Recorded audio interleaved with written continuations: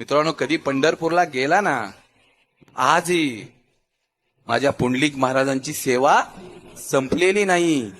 आज 28 युगे झाली तरी आमच्या कृष्ण विठोबा झाले तरी तीच सेवा आहे रे. अरे आमचे पुंडलिक महाराज आपल्या आई वडिलांची सेवा करतायत आणि पाठीमागे श्रीकृष्ण येऊन उभे राहिले. त्यांनी विचारलं, अरे पुंडलिक काय करतोय? नाही, माझ्या आई वडिलांची सेवा चालली. अरे बघ तरी पाठीमागं कोण आलाय? नाही मला वेळ, माझ्या आई वडिलांची सेवा चालली.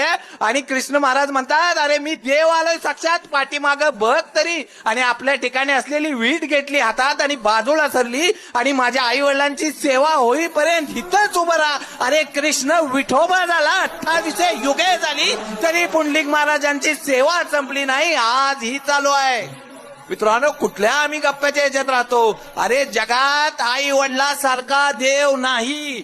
तुम्ही हजारो किलोमीटरचा प्रवास करता देव शोधायला, पण घरात आईबाप नावाचे देव आहेत, त्यांच्याकडे बघा कधीतरी.